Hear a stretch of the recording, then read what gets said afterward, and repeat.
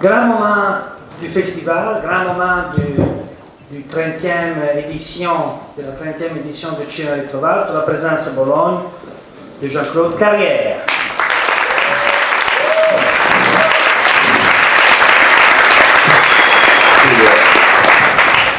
Ritorno a Bologne. Oui, on a eu la chance de l'accueillir plusieurs fois. Sa vie et sa carrière, les films, les livres, les théâtres. Tu peux parler italien, je comprends l'italien. Non. Je ne parle pas, mais je comprends. Moi, je m'amuse à parler mal français. Non, tu parles très bien français, mais peut-être tout le monde ne comprend pas. Non, mais il y a le... Ah bon. Ah ben. Et surtout, on a fait un contrat avec les traductrices. Moi, je dis des bêtises et il les traduit dans des choses intelligentes. Donc, il y a aussi ça. Alors, on ne peut pas tout dire de la carrière de Jean-Claude Carrière, donc on ne dit rien. Mais il n'a pas seulement eu une vie extraordinaire, pas seulement eu une carrière extraordinaire, plein de films qui nous ont changé la vie. Des films exceptionnels. Et la mienne aussi. Mais il a aussi fait des rencontres extraordinaires. Alors, quand il est entré dans la salle, il a dit Buster Keaton, je l'ai bien connu. Donc, on commence par ici. Buster Keaton était pour moi, quand j'étais étudiant, une sorte d'idole. Vraiment, c'est quelqu'un qui, pour moi, représentait ce qu'il y avait peut-être de plus beau au cinéma. Et par la suite, nous avons commencé avec Pierre et Tex, sous l'ombre de Jacques Tati, à faire des courts-métrages et des longs-métrages dans la tradition du slapstick américain. Et un jour, en 1964, Buster Keaton est venu à Paris, où il y avait une rétrospective à la Cinémathèque, qui était rue d'Ulm à ce moment-là. Et on nous a demandé, à Pierre et Tex et à moi, si nous voulions l'accompagner dans Paris pendant 3 jours. Ce qui était un rêve absolu. Quoi. Et donc, d'abord, on est allé le chercher à l'hôtel, on l'a amené à la Cinémathèque, où il y avait beaucoup de gens qui attendaient dans la rue pour voir ses films. Et quand il est arrivé, il se croyait déjà oublié. Il a vu tous ces gens qui attendaient et il s'est arrêté et on a vu 2 larmes qui coulaient sur ses joues. C'était absolument magnifique. Alors on est rentré, on a passé les 2 ou 3 jours ensemble, il y a eu des rencontres avec des journalistes. Mais ce que je voulais vous dire, c'est, à un moment donné, avec les textes, nous l'avons interrogé sur la notion de construction du gag comique.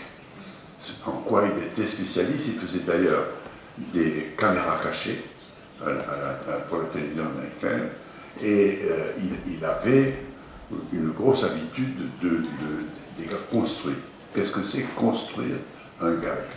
Alors il nous a pris cet exemple que je voudrais vous donner. Ça, c'est une rue. Voilà. Il y a une rue, là. Une rue. Et un homme arrive par cette rue. La caméra est là. Mais non, j'ai plus mes mains. Je la garde. La caméra est là. Un homme arrive. D'ici arrive un autre homme qui pose sur le sol une peau de banane et qui se regarde. L'homme arrive, glisse sur la peau de banane et tombe. Ça, c'est la première possibilité. Au début du cinéma, c'était pas plus compliqué que ça. Mais il y a des films de Chaplin qui sont aussi simples que ça. Alors, Keaton disait, il y a 2 autres possibilités. Une est celle-là. L'homme arrive, la même chose. L'autre arrive, pose une peau de banane. Celui qui arrive voit la peau de banane, l'évite et rentre dans un réverbère qui se trouve là, qu'il n'avait pas vu. C'est-à-dire qu'il évite un danger pour tomber dans un autre. Mais déjà, on voit qu'ici, on est dans du cinéma. C'est-à-dire qu'il ne faut pas que la caméra soit fixe. Si on voit le réverbère avant qu'il le heurte, c'est fichu. Donc il faut que la caméra fasse un très petits mouvements pour l'accompagner jusqu'au réverbère. Il faut que le spectateur découvre le réverbère en même temps que le personnage. Ça, c'est la deuxième possibilité. Mais, disait Clitoc, il y a une troisième possibilité. Toujours pareil, l'homme arrive, l'autre dépose une peau de banane, celui-ci arrive, voit la peau de banane, l'évite et s'en va. Celui qui est là le regarde partir, un peu déçu, ramasse la peau de banane, se tourne, et là, il y a une bouche d'égout qui vient de s'ouvrir, et il tombe dedans. C'est-à-dire, c'est celui qui voulait prendre l'autre qui est pris. C'est les trois possibilités. À partir de ces trois possibilités, pendant toute une après-midi, nous avons travaillé sur des situations de ce genre. C'est dire le bonheur que j'ai de me trouver sous ce magnifique visage. Pierre Etex était invité à Los Angeles il y a 2 ans. Il est allé se recueillir un moment sur la tombe de Buster Keaton, qui pour nous reste un très grand maître. Alors, ce soir, on va montrer Valmont sur la Grande Place. C'est un film relativement récent, 89, mais quand je l'ai vu il y a quelques mois... Mais c'est un film qui a été écrit au XVIIIe siècle. Ah, donc, récent si on veut. C'est vrai, c'est vrai. Mais quand je l'ai vu, j'étais très impressionné parce que c'est un film que je n'avais pas bien compris à l'époque et qui aujourd'hui, c'est un cadeau. C'est du cinéma, c'est le plaisir, la beauté, très bien écrit, très bien joué. C'est tellement beau que tu as l'impression d'être dans cette époque-là. C'est vraiment un très grand film. Alors, avant tout, comment vous avez rencontré Milos Forman? Vous avez fait 3 films avec lui. Le premier en 71, Taking Off, c'est son premier film américain. Et alors, comment c'est arrivé que vous vous êtes rencontrés? On s'est rencontrés en Italie, en 66, au festival de Sorrento, où il y avait une rencontre entre le cinéma tchèque, qui commençait déjà à être très connu, et le cinéma français. C'était présidé par René Clair. Moi, je suis arrivé avec Marguerite Duras, Etex, Henri Janson et Julien Duvivier, d'une toute autre génération. Et il y avait là Ivan Passer, Vera Kitilova et Milos Forman. Les passés, les futurs du cinéma. Oui, qui venaient de Tchécoslovaquie, et nous connaissions, bien entendu, leurs films. On a été tout de suite très attirés les uns vers les autres. Ils parlaient pas bien français, alors on se débrouillait, on avait des traducteurs, mais ça a été un coup de foudre, quoi. 2 ans après, un an après, en 67, il a eu la permission de venir à Paris. Et il m'a téléphoné, et sachant très bien qu'à cette époque-là, il n'avait pas d'argent, venant de Tchécoslovaquie, d'un pays communiste, je l'ai invité à habiter chez moi. Alors, il est venu habiter à la maison, et le lendemain, ça c'est des journées incroyables, vous allez encore me dire, mais je jure que c'est vrai. J'avais à ce moment-là 2 films que j'avais écrits et qui se tournaient en même temps au studio de Saint-Maurice. L'un était Le Voleur de Louis Malle et l'autre Belle de jour de Buñuel. Alors, je dis à Milos, est-ce que tu veux venir au studio rencontrer, il vient avec moi. Et on part au studio, on va voir Louis Malle d'abord, qui le reçoit très gentiment, il dit bonjour aux acteurs, et puis je vais sur le plateau de Belle de jour et je dis à Buñuel, il y a Milos Forman qui est là. Bien. Milos Forman, vous savez, les amours de... Ah oui, les amours de plomb, oui, bien. Mais Buñuel a fait une chose que, quand Milos le raconte aujourd'hui, il pleure d'émotion encore. Buñuel a arrêté le tournage de Belle de jour pour aller voir Milos, et on a passé 1 heure ensemble à la cafétéria. Ça, Milos n'a jamais oublié que Buñuel avait arrêté le tournage pour lui. Ça, c'était magnifique. Alors il a passé quelques jours à Paris, en 68. Alors, j'étais au Mexique, je travaillais avec Luis toujours sur la Voie lactée, et Miloš m'appelle au mois de mars en me disant: je suis à New York, j'ai un projet de film à New York, est-ce que tu pourrais sur le chemin t'arrêter au retour du Mexique? J'ai dit oui. Alors je me suis arrêté au fin du mois de mars, et on voulait faire un film sur ce qu'on appelait les hippies, hein, la Beat Generation et tout ce qui a suivi, les enfants qui s'en allaient, les Runaway Kids. On a commencé à travailler, mais le mois d'avril 68, à New York, c'était l'assassinat de Martin Luther King, les émeutes dans Harlem, une vie incroyablement agitée, impossible de travailler. Et Miloš me dit, écoute, impossible de travailler à New York, en plus il y avait des filles, enfin il y avait beaucoup de choses. Et j'ai un film au Feu les Pompiers, sélectionné au Festival de Cannes, au mois de mai. Donc allons à France, et là on travaillera tranquillement. Voilà. On a pris le bateau, le Queen Elizabeth, on a traversé, on est arrivé à Cannes, et à Cannes, le festival a été arrêté. C'était mai 68, il était là, il ne comprenait rien à ce qui se passait. Godard est arrivé avec Truffaut, Claude Berry, on a arrêté le festival, on est remonté à Paris, et de nouveau, il a habité chez moi. Pendant mai 68, pendant 3 semaines, il est resté à la maison, ne comprenant rien à ce qui s'est passé. C'est-à-dire qu'il me demandait, mais pourquoi vous mettez tant d'énergie à lever le drapeau rouge, parce que nous mettons tant d'énergie à le descendre?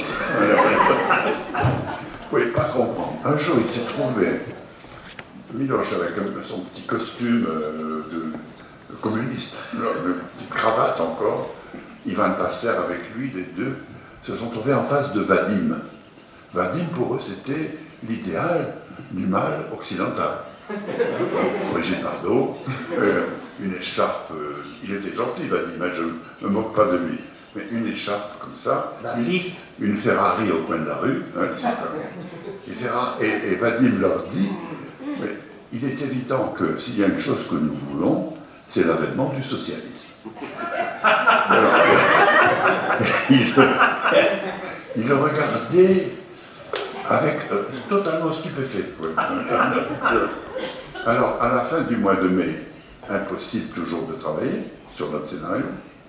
Et les choses se calment à Paris, et Miloš me dit, écoute, arrêtons, allons dans la ville la plus calme du monde.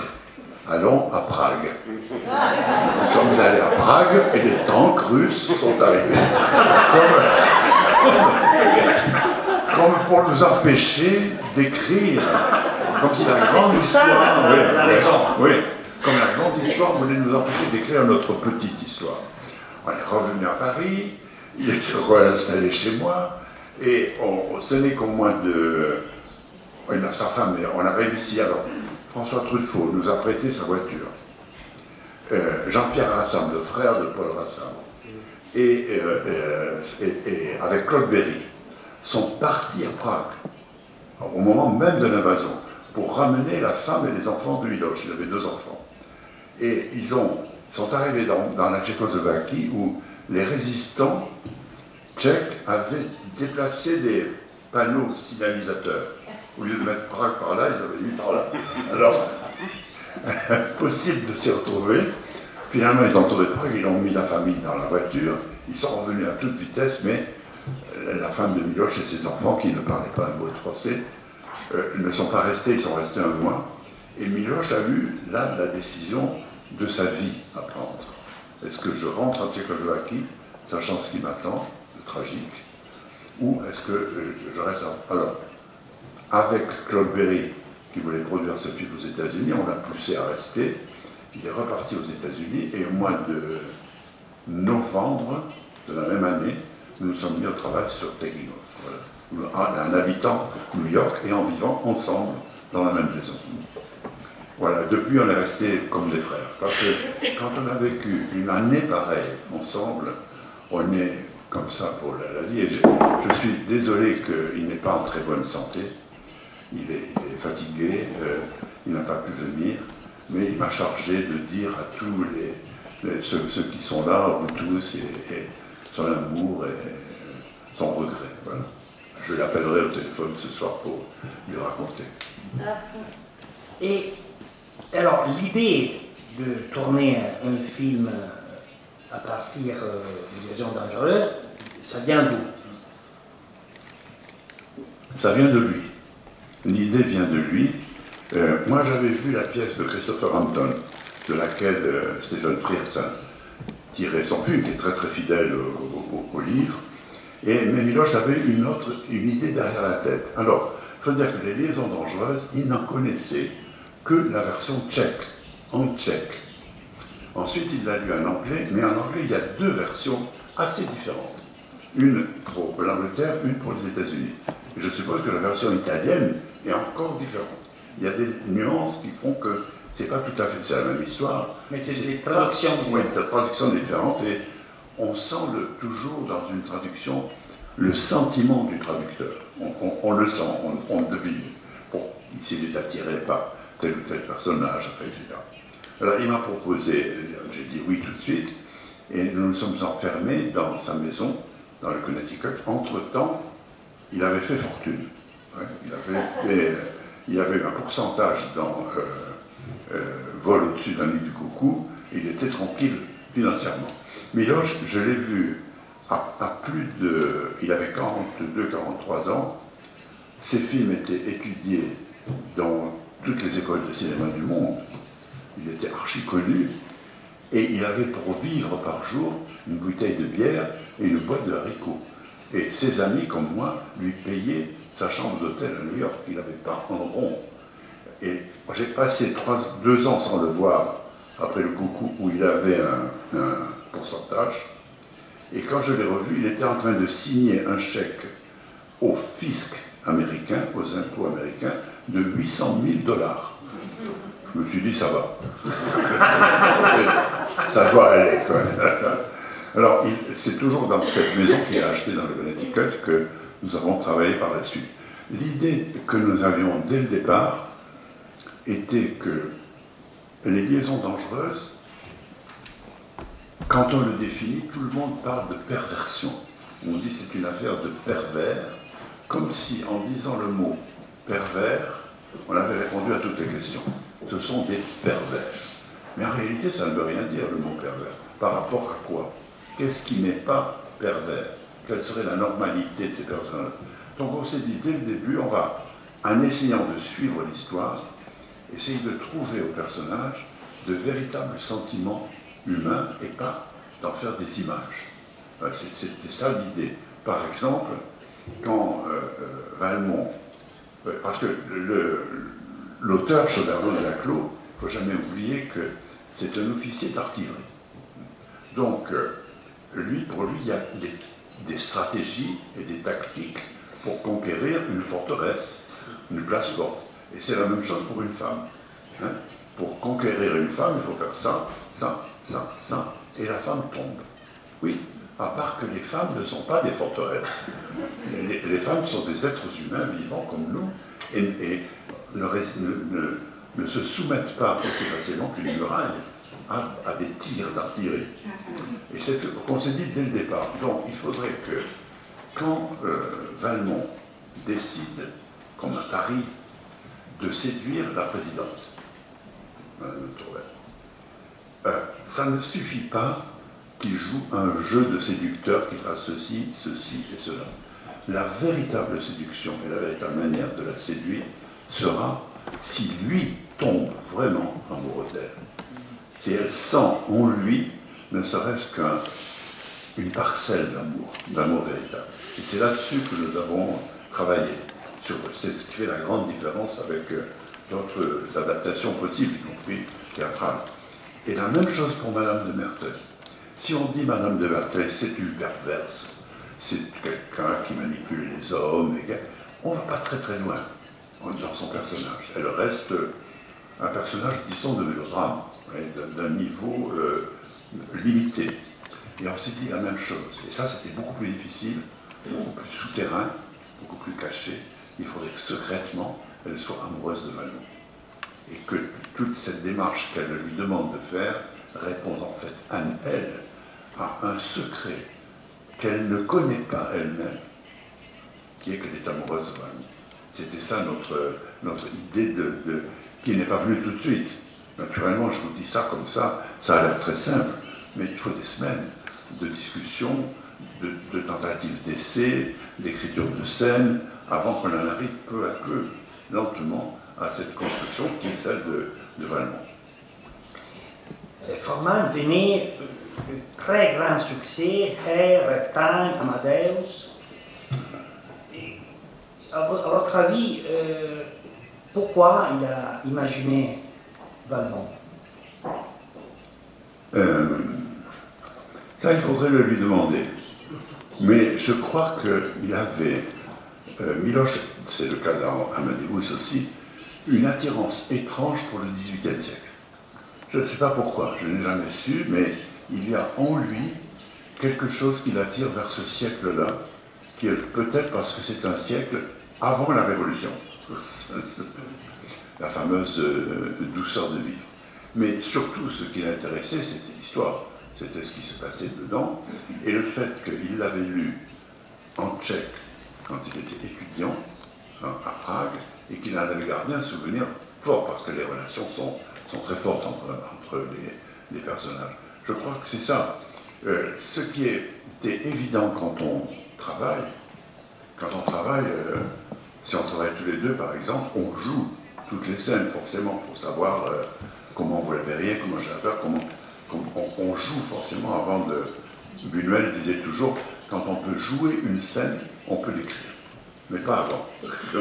Et c'est très juste.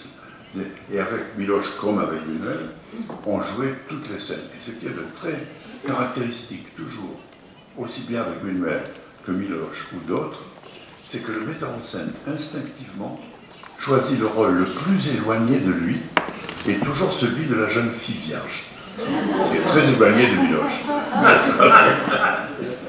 Et peut-être, et par exemple, Buñuel dans Belle de jour, jouait toujours Belle de jour. Et moi, tous les clients. C'est que dans le journal Les femmes de chambre, il jouait la femme de chambre. Et moi, les autres personnages. C'est comme ça. Et je crois que c'est parce que... Non, mais il y a une raison à ça. C'est que le metteur en scène sait qu'il va devoir donner vie à tous les personnages de son scénario. Il choisit pour cela le plus éloigné de lui. Donc le plus difficile à atteindre. C'est pour ça qu'il ne commence pas. Moi, je vois encore Miloš jouer Cécile de Volanges, la jeune fille, mais vraiment comme une petite pucelle du XVIIIe siècle. C'est extraordinaire à voir. Parce qu'il a essayé de se mettre dans sa peau, réellement. Et ça, c'est une constante chez pas mal de metteurs en scène. Je les laisse faire, hein, je n'essaie pas d'intervenir et de dire ce rôle est à moi. Non, non. Mais c'est comme ça. Et je crois qu'il y a une vraie raison. Parce que quand on écrit un scénario, on donne au film sa première forme, encore très imparfaite, encore très maladroite. On essaie de chercher, on a différentes solutions, il y a des scènes qu'on écrit puis qu'on déchire, beaucoup. Mais il y a toujours cette responsabilité à l'égard des personnages, de ne pas les laisser tomber, de ne pas les... Et je vous donne un détail qui nous avait beaucoup fait rire. Il y a eu une mauvaise critique aux États-Unis de ce film, qui était complètement idiote, qui n'avait absolument rien compris. Il y a dans le film, si vous l'avez vu, Cécile de Volanges, une jeune fille qui court dans un couloir, qui glisse et qui tombe devant une porte. Bon. Ça, c'est évidemment un accident qui est arrivé dans un tournage. Ce n'était pas prévu qu'elle tombe. Ce qui veut dire que Miloš a gardé et choisi cette prise exprès. Il y en a d'autres où elle ne tombe pas. Il a pris ça parce que ça lui paraissait un signe de nervosité, d'inquiétude, de maladresse. Elle court tellement, elle est tellement excitée que hop, elle tombe. Ça n'était pas prévu. Eh bien, il y a un critique américain qui a dit non, jamais une jeune fille de l'aristocratie française du XVIIIe siècle ne tomberait dans son couloir. Voilà. vous êtes complètement démoralisé quand on trouve des critiques pareilles. C'est une critique qui a un webcam qui lui permet de Oui, voir tout ce qui s'est passé au c'est XVIIIe surtout siècle. un Américain d'aujourd'hui qui connaît très bien le XVIIIe siècle français, jusque dans les moindres détails. Hein. Et alors, quand vous avez fait la terrible découverte qu'il y avait un autre projet de film? On le savait avant. Ah. On le savait avant, non, on le savait avant. Parce que moi, on connaît, on se connaît, moi je connais Christopher Hampton, j'avais parlé avec lui, on le savait avant, mais on pensait qu'on a pris la décision les premiers de faire le film. Mais avec Miloš, c'est toujours 2 ans pour écrire le scénario avec différentes périodes. Et les autres ont fait beaucoup plus vite que nous et sont sortis avant nous. Et indiscutablement, à sa sortie, Valmont en a souffert. C'est-à-dire que les gens n'allaient pas voir 2 fois plus ou moins la même histoire à 6 mois d'intervalle. Maintenant, le Valmont peu à peu remonte à la surface et les qualités du film, qui pour moi sont grandes, je parle des qualités de la mise en scène, sont de plus en plus évidentes pour moi. Je n'ai pas revu le film de Frears depuis longtemps. Et il était très fidèle. En effet, ce sont 2 films très différents. Oui. Aussi dans le choix des acteurs, même dans l'âge des acteurs. Il y a une jeunesse qui traverse Valmont, qui n'est pas du tout dans le film de Frears. Et le personnage de la vieille dame, qui est merveilleux, qui termine le film par un clin d'œil. Ça, c'est un personnage qu'on a beaucoup aimé. Mais donc, pourquoi vous avez choisi la jeunesse, de montrer la jeunesse des personnages? Parce que la jeunesse a plus de chances d'exister que la vieillesse. Oui. Elle a encore devant elle plus d'années, plus que des personnages de 50, 60 ou 70 ans, ou comme moi de 85. Oui, c'est vrai. Et c'est autre chose. Nous, on voulait tout mettre entre les mains de cette vieille dame, qui a le meilleur regard dans le film sur les autres personnages, et vraiment nous lancer dans une jeunesse qui, non seulement ne sait pas ce qu'il attend dans la vie, mais ne sait pas que la révolution approche. Elle ne sent rien, elle vit dans un monde apparemment immobile, comme paraissent tous les mondes avant les révolutions. Nous devons nous méfier. Les choix des acteurs, c'est remarquable. Mais Miloš est très fort pour ça. C'est un de ses talents, il est incomparable, c'est la distribution. Pensez à la distribution d'Amadeus. Qui aurait pensé à ces 2 acteurs? C'est très impressionnant, il est très fort. Et dans la direction, dans le travail avec les acteurs, il est excellent. Moi, je n'ai pas travaillé sur Vol au-dessus de nid de coucou, mais j'ai été invité 10 jours pendant le tournage, dans l'asile de fous. J'ai été moi-même m'aider. Vous savez que dans le film, c'est le vrai directeur de l'asile qui joue son propre rôle. C'est le vrai. Donc on vivait à l'intérieur de cet asile de fous. Et je le voyais travailler avec les comédiens, c'est vraiment très costaud. Parce qu'il n'est pas du tout du genre metteur en scène qui indique ce qu'il faut faire et que les acteurs vont imiter. Pas du tout. Ça, c'est la grande leçon de Peter Brook, ne jamais montrer comment il faut jouer, ne jamais jouer vous-même. Essayez de pousser l'acteur à trouver lui-même ce que vous voudriez qu'il trouve. Vous voyez, sinon, l'acteur va être un pâle imitateur d'un mauvais acteur qui est le metteur en scène. Évidemment. C'est toujours un miracle, et c'est toujours comment il a travaillé avec Annette Bening, qui est extraordinaire dans le film. La scène que j'adore dans le film, c'est quand, à la fin, elle est entre plusieurs sentiments, quand elle va lui révéler, quand elle lui propose la paix. Elle dit, nous allons vivre ensemble, etc. Elle est admirable dans cette scène qui est étirée en longueur au maximum, avant qu'elle lui dise, nous partagerons tous nos secrets. Vous voulez partager mon dernier secret? Elle ouvre la porte. Enfin, la suite, ça c'est une scène qui n'est pas dans le livre, mais qui est vraiment, pour moi, un chef-d'œuvre d'interprétation. Parce qu'elle est, exactement dans ce que je vous disais au début. C'est là où elle pleure presque de faire ça à Valmont, parce qu'au fond, elle l'aime. Et c'est presque au moment où elle le perd pour toujours, puisqu'il va mourir, elle le perd pour toujours, elle le met en danger de mort, qu'elle découvre cet amour en elle. On avait cette idée. Et pourquoi vous avez changé les titres? Pourquoi vous avez... À cause de notre film. Parce que l'autre, sinon, oui, sinon, vous auriez gardé. Oui, absolument.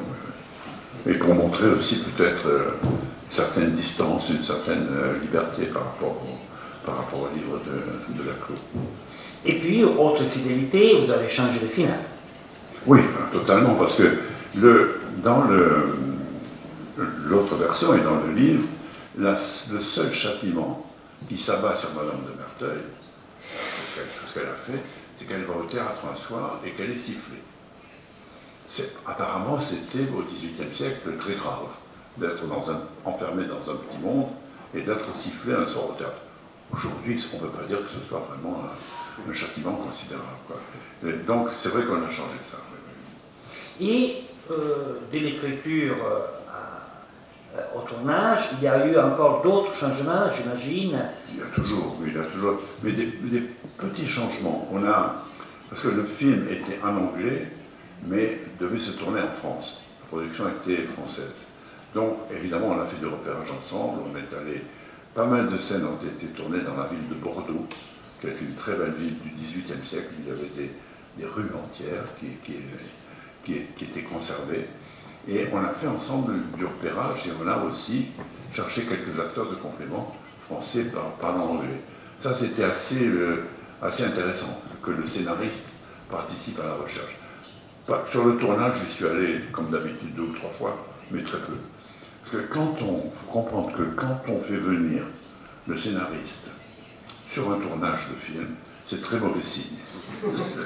Ça veut dire qu'il y a quelque chose qui ne va pas, que les acteurs ont refusé ça, que tout à coup on a découvert que la scène était très mal écrite, etc.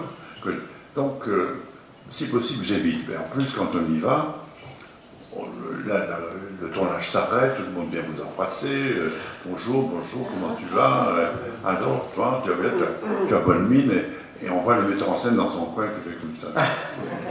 Qui regarde parce qu'il perd du temps. S'il y a un point commun à tous les tournages du monde, c'est le manque de temps, toujours. Donc je m'abstiens d'y aller, d'autant plus qu'en général, je travaille déjà sur un autre film. Et sûrement, ça vient de Forman, la dimension musicale qui est extraordinaire dans le film. Oui, mais ça, il est très fort là-dessus. Il avait l'expérience déjà. Taking Off est un film musical, mais avec une certaine musique d'une certaine époque. Air aussi, que nous devions faire au début. Parce que nous étions allés à New York au début pour essayer de faire une adaptation du fameux musical, Air. Et puis on n'a pas pu avoir les droits. Donc il a fait Air 5 ans plus tard, quand déjà l'époque des hippies était finie. Parce que ce de quoi on ne se rend pas compte, c'est que l'époque du flower power, du pouvoir de la fleur, cette fameuse période qui a tellement fait parler, jaser, etc. Elle a duré très peu de temps, elle a duré 2 ans.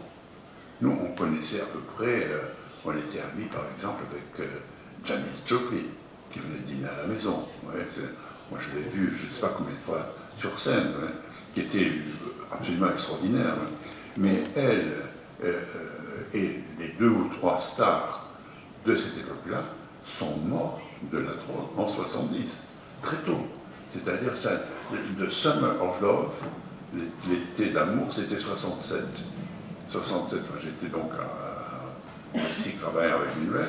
68, c'est la grande année de découverte où Joplin vient chanter en décembre, après avoir traversé tous les États-Unis, il vient chanter à New York. 69, c'est la suite, déjà, ça se gâte, et 70, c'est fini. Donc ça dure 2 ans et demi, c'est très très bref. Et c'est une époque qui, à tous les points de vue, même au point de vue de l'art, de la peinture, pensez à Andy Warhol, à toute son école, au point de vue du vêtement, au point de vue de ce qu'on appelait le psychédélique, le style, a beaucoup fait parler, et fait encore parler aujourd'hui.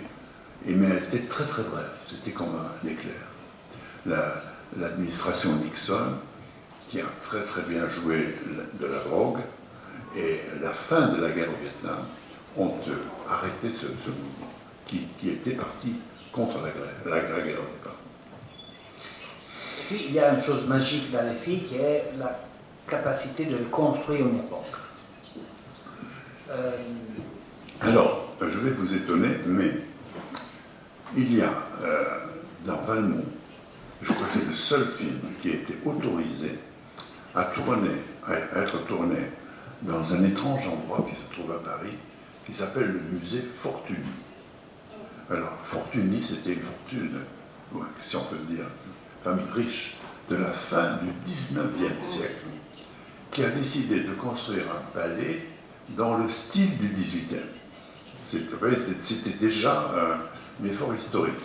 Et on a eu la chance extraordinaire, par une intervention, je ne sais plus de qui, de pouvoir tourner dedans. Donc tous les intérieurs, pas ceux de la campagne, mais tous les intérieurs parisiens, sont tournés dans le palais Fortuny, où on n'avait rien à reconstruire, parce que quelqu'un l'avait fait avant nous. Un amateur du XVIIIe siècle, au XIXe, avait tout reconstruit, y compris les meubles, y compris... Alors, on a dû prendre, évidemment, des précautions, parce qu'il y a des meubles de grand prix, mais on avait même les tentures, tout était là. Ouais. Là où il y a eu un effort de reconstitution, c'est dans ce qui se passe dans le château, à la campagne. Encore que, je crois qu'il y a eu 1 ou 2 chambres qui sont tournées à Paris. Mais là, c'était un coup de chance énorme, ça. Et pour le reste, les problèmes de reconstitution d'époque sont toujours dangereux, parce qu'il ne faut pas tomber dans une reconstruction systématique, méthodique, où on ne sait pas comment les personnages du XVIIIe siècle parlaient, s'exprimaient. Nous n'avons aucun document là-dessus qui nous le permette. Le XXe siècle sera le premier siècle qui laissera des documents sonores de lui-même. Donc il faut être très prudent et savoir qu'on ne reconstitue pas une époque, mais l'image d'une époque. Et c'est cette image qu'il faut choisir. Et nous avons choisi de situer Valmont dans une période qui dure 12 ans, je crois, qui se situe dans les années 70, où les hommes n'ont plus porté la perruque. C'est absolument historique. Donc ça, c'était pour nous, ça donnait une image beaucoup moins guindée, pour que les hommes étaient en cheveux, comme on dit, comme les femmes. Donc c'était cette période-là que nous avions choisie, et à partir de là, bon, c'est très simple. Pour le reste, il y a des chevaux, et puis il n'y a pas de chemin de fer, il n'y a pas d'automobile. Et aussi au point de vue de la production, c'est un énorme effort. Ouais. Et on a la chance d'avoir ici dans la salle un de 2 producteurs, Paul Rassan. Il est là? Je pense. Oui, il est là. Et mais pourquoi il n'est pas venu? Pourquoi il n'est pas venu? Mais pourquoi tu es pas là? Je vais vous raconter une histoire. Ah voilà, Paul, je ne te voyais pas. Alors monte ici.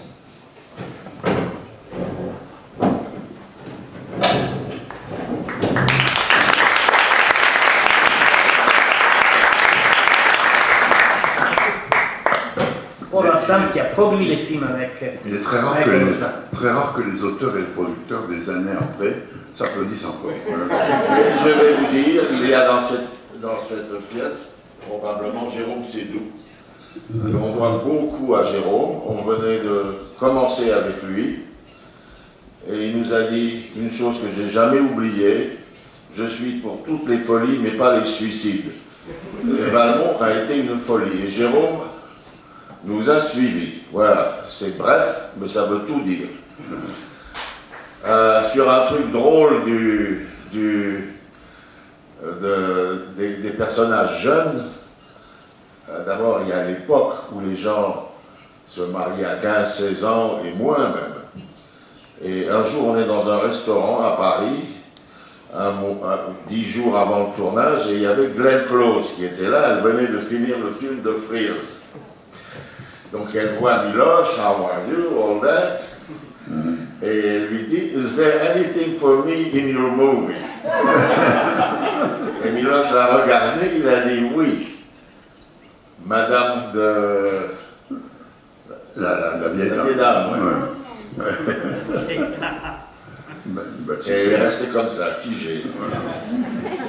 Et je dois dire aussi, Jean-Claude y a fait un peu allusion, il y avait un très grand décorateur sur ce film qui s'appelait Pierre Buffroy, avec qui on avait fait Tess, qui avait eu l'Oscar pour Tess. Je corrigerai très légèrement Jean-Claude. Le musée Camondo, dont il parle, où il y avait des choses magnifiques, mais le dernier étage, où il y a la chambre de Cécile, est en studio. Ah oui, oui. On le voit pas. Comme il a dit aussi plus tard, après qu'il y avait quelques pièces qui étaient aussi en studio, dont celle du château, où quand Valmont revient, il est tout mouillé. Le problème des pièces de l'époque, c'est qu'elles sont trop petites, donc il n'y a pas de place pour les caméras non plus, avait agrandi les choses, on défaisait, etc. Mais Miloš est extraordinaire. Tout ça est venu d'un rendez-vous raté. Il devait rencontrer, comment il s'appelle, l'auteur anglais de la pièce de théâtre. Christopher Hampton. Christopher Hampton. Et j'étais avec Miloš, on attend, et Christopher Hampton ne vient pas. Et ça a rendu Miloš pas furieux, il est tchèque, il a beaucoup d'humour, cet humour aussi qui est en même temps sans illusion. Et il a dit, bah, puisque c'est comme ça, il m'a dit, j'ai une idée, on va l'appeler Valmont, et on va faire la même chose. Et c'est là aussi où Jérôme a été formidable, il a suivi. C'est bref, comme j'ai dit, mais ça veut tout dire. Peut-être, Paul, vous pouvez nous dire un mot sur Michael Haussmann, qui est le coproducteur du film. Michael Haussmann était... c'est une des premières personnes que Miloš a connues quand il a voulu faire un film qui s'est fait, mais dont on parle peu. Jean-Claude parlait de la période hippie. C'est un film un peu... comment ça s'appelle? Non. Getting Out. Comment ça s'appelle? Taking Off. Voilà. C'est sur la période hippie. Il date de 68. Que ton frère avait produit. Mon frère a été mêlé à tout ça, il a été mêlé à Miloš, il était proche de Miloš. D'ailleurs, le soir, un soir, il était avec Jean-Claude et Miloš, et au moment de l'invasion soviétique de Prague, Jean-Pierre rappelle Miloš, Jean-Claude répond, réveille Miloš, Miloš vient au téléphone, lui dit, mais Jean-Pierre, tu es sourd, va dormir. Et il rappelle une demi-heure après, en fait ils étaient sortis, mon frère avait trouvé, je vais le dire aujourd'hui, une gentille fille de la nuit, qui l'avait pris chez elle, qui lui avait donné un bain et qui l'avait complètement réveillé. Et il rappelle encore Jean-Claude. Il était 3 heures du matin, et le frère de Paul, Jean-Pierre, me dit « Les Russes viennent d'envahir la Tchécoslovaquie ». Et je lui dis « Jean-Pierre, écoute, va te coucher, c'est pas... » Mais non, je t'assure, c'est vrai. Mais la radio. Mais alors, il met la radio, il était chez une fille qui s'appelait Eva, je me souviens très bien, et ils mettent la radio, et il me met la radio au téléphone. Et au téléphone, j'entends qu'en effet, alors je vais réveiller Miloš qui dormait dans une autre pièce, chez moi, je le réveille, et je lui dis, Miloš, les Russes viennent d'envahir Prague. Oh, je lui dis, c'est une chaleur, pourquoi tu viens me réveiller avec des bêtises pareilles? Mais je lui dis, non, c'est vrai, il est venu, etc. C'est comme ça, au milieu de la nuit qu'on a, c'était une nuit incroyable. On ne s'est plus recouché. Il y avait un film de Miloš qui s'appelait Au feu les pompiers, qui va se retrouver au Festival de New York avec un documentaire qu'ils avaient appelé Oratorio pour Prague, 3 semaines après. Si vous voulez une histoire drôle et de l'humour tchèque, on peut le dire, l'insoutenable légèreté de l'être, c'est Milan Kundera. Et Milan Kundera avait une garçonnière à Prague, et quand il venait 1 ou 2 fois par semaine donner des cours. Et au moment où les Russes arrivent, il était pas seul, et un de ses amis arrive et tape à la porte. Milan, il met la main sur la bouche de la jeune fille. Puis le type continue à dire Milan, et finalement Milan se lève. Il va ouvrir la porte, et l'autre lui dit mais les Russes sont à Prague. Il dit ouf, je croyais que c'était Vera, sa femme. Elle est belle l'histoire. C'est extraordinaire le Tchèque.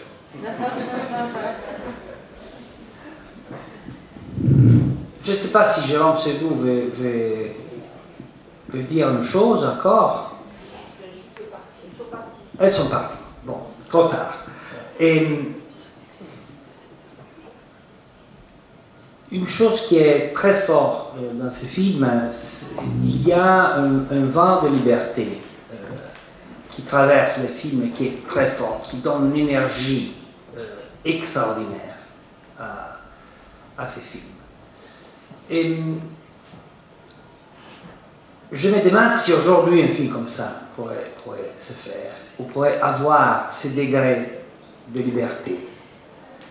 Et vous avez travaillé 19 années avec Luis Buñuel, et aujourd'hui, je pense, pour la même raison, les films de Buñuel ne sont pas tellement connus, pas tellement aimés. S'il y avait un Buñuel aujourd'hui, ces films n'auraient sûrement pas le succès qu'ils ont eu à l'époque. Je trouve que ce film est vraiment traversé par une énergie qui n'appartient pas vraiment à notre époque. C'est-à-dire, il ne faut pas oublier pour tous les films, les premiers films de Miloš, ce qu'il a fait en Tchécoslovaquie, Au feu les pompiers, qui est une allégorie de la Tchécoslovaquie, on peut dire, en feu, en ruine, Taking Off, les amours du monde, mais y compris jusqu'à Valmont, la Tchécoslovaquie est partout présente. Ce sont, quand vous dites un esprit révolutionnaire, oui, mais le vol au-dessus d'un île coucou qui a été un succès mondial, si on prend cet asile de fous comme l'image même d'un pays socialiste, tout est clair. Ce n'est pas autre chose, avec bien sûr toutes les précautions et tout son immense talent de conteur et de metteur en scène, mais son pays qu'il a dû quitter à 40 ans, dans les circonstances que l'on sait, qui a connu toujours, ou presque toujours, un esclavage, est toujours présent, est toujours là. Et cet appel à la liberté, il le gardera jusqu'à la fin de sa vie. C'est presque inévitable. Il y en a un autre, je me rappelle, quand, en mai 68, quand le Festival de Cannes a été arrêté, il était, lui, sélectionné à Cannes pour la première fois, et aussi Carlos Saura, l'espagnol, qui lui venait d'un autre type de régime dur du franquisme. À l'époque, c'était dur. Et les deux étaient pour la première fois devant le miracle d'être sélectionnés à Cannes, et les deux ont dû accepter que le festival soit arrêté. Mais Miloš a vu des choses difficiles dans sa vie. Moi, il m'a montré l'endroit où il a tourné Les Amours d'une blonde, là où il était né, là où il a vu son premier film, dans la petite ville de Tchaslav, qui fait même pas 10 000 habitants. Et quand il a fait Au feu les pompiers, ça avait été financé par Carlo Ponti, qui avait pris tout ce qui n'était pas le monde communiste pour 500 000 $. Et quand Ponti a vu le film, il n'en voulait plus. Et il a trouvé comme excuse que le film faisait 84 ou 85 minutes au lieu des 90 contractuels. Donc les Tchèques sont allés voir Miloš et on y rajoute 5 ou 6 minutes. C'était un crime économique et c'est grave. Hein. Et Miloš a refusé. Et c'est comme ça que mon beau-frère, Claude Berry, et mon frère ont connu Miloš. Et Miloš a tenu tête. Il connaissait le régime parce que Miloš il a de la prestance. Et il présentait le journal télévisé où il lisait les textes du Parti communiste. Tchèque était un parti dur. C'est pas Togliatti, hein, ou Berlinguer qui était intelligent. Et il a dit non. Et ça s'est arrangé quand on a repris, mais mon beau-frère, avec Truffaut, ils n'avaient pas idée de ce qu'était le franc suisse, le dollar. Il a tout mélangé, il a fallu que mon père donne un coup de main pour que l'affaire se finisse. Mais il y avait un autre Tchèque qui était formidable, qui est proche de Miloš, qui est Ivan Passer, et Jan Nemec aussi. Train étroitement surveillé, éclairage intime d'Ivan. Qui a fait lui aussi sa carrière aux États-Unis. Oui, c'était très drôle parce que Miloš a vécu. Après que Taking Off ait été un flop commercial, pas artistique, il vivait avec pratiquement rien dans une maison avec Ivan et quelques autres. Il était très déprimé. Miloš, quelquefois, se laisse aller, mais ça se croit, il joue la comédie parce qu'il n'y a pas plus volontaire, plus... et il va, c'est un film, il va aller voir un psychiatre et lui raconter comme s'il était lui malade. Comme s'il était lui le malade, et c'était les symptômes de Miloš. J'ai ceci, j'ai mal ici, j'ai ça. Et alors le psychiatre lui donnait des conseils et des médicaments qu'il transmettait à Miloš. Il était le malade intermédiaire. Donc on a presque terminé le temps qu'on avait à disposition, et quand même encore une question. Est-ce qu'en revoyant le film aujourd'hui, ou quand vous l'avez vu à l'époque, vous avez pensé que peut-être il fallait faire des choses de manière différente, ou écrire une scène de manière différente, ou faire ressortir un personnage de manière différente? On a toujours des réactions diverses, les uns et les autres. Moi, quand je revois, quand il m'arrive de revoir des films que j'ai écrits autrefois, j'ai souvent une double réaction. La première, c'est de me dire, les critiques. Non, ça aurait pu être mieux, on aurait pu mieux faire, là, on a manqué de temps, l'acteur n'est pas très bon, cette scène n'est pas très bien écrite, etc. Bon, il aurait mieux valu faire... Ça, c'est la première. Et l'autre, qui est exactement le contraire, c'est de me dire, est-ce qu'aujourd'hui, je serais encore capable d'écrire ça? Mais j'en suis pas sûr. Et est-ce que vous avez donné vous avez expliqué que les passages de la page écrite au film, c'est un peu comme le passage de la chenille au papillon. Est-ce que vous pensez que Valmont, le scénario, est devenu un papillon? Moi, c'est un film que j'ai toujours beaucoup aimé, depuis le début. Je trouve qu'il a, outre le vent de liberté duquel vous avez parlé, il a une espèce de rythme large et soutenu comme ça, comme une mer un peu calme. C'est pas un film trépidant, c'est pas un film... Mais ça me plaît beaucoup, je rentre dedans assez facilement. Il y a une scène dedans qui évidemment est impossible à écrire dans le scénario, qui pour moi est la meilleure scène du film, c'est la scène de danse, où Valmont danse avec 4 femmes différentes, de 4 manières différentes. Ça, c'est une idée de mise en scène une des plus belles que Miloš ait jamais eue. Et pour terminer, Paul, quel est votre moment préféré du film? Ne me demandez pas ça, je n'ai pas d'enfant, mais vous demandez à une mère de choisir. Et puis, j'ai eu la chance de connaître Jean-Claude, de connaître Miloš. Je ne suis pas venu directement à la production. Encore, Claude Berry n'arrêtait pas de me dire, mais qu'est-ce que tu fais en Amérique? Reviens. Et nous avons eu des jours, quand nous avons fait Tess, c'était très difficile, mais on a survécu.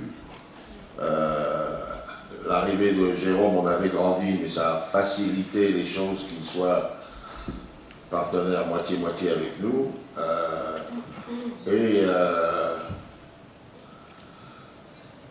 Mais si je dois vous dire quelque chose, je trouve que l'adaptation de la musique de Couperin à la fin, quand Valmont est... c'est tellement près de l'humanité où vraiment plus rien ne vaut rien. Et ce que Jean-Claude a dit, le clin d'œil à la fin. Ça montre encore, parce que s'il n'est pas sûr, il a quand même de beaucoup d'humour, Jean-Claude.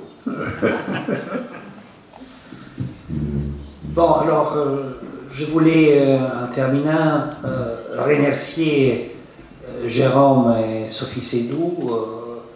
Pathé a amené la version restaurée de ce film formidable à Bologne. C'est une belle première et il n'a pas seulement amené le film, il a amené Jean-Claude Carrière et Paul Rassin. Merci.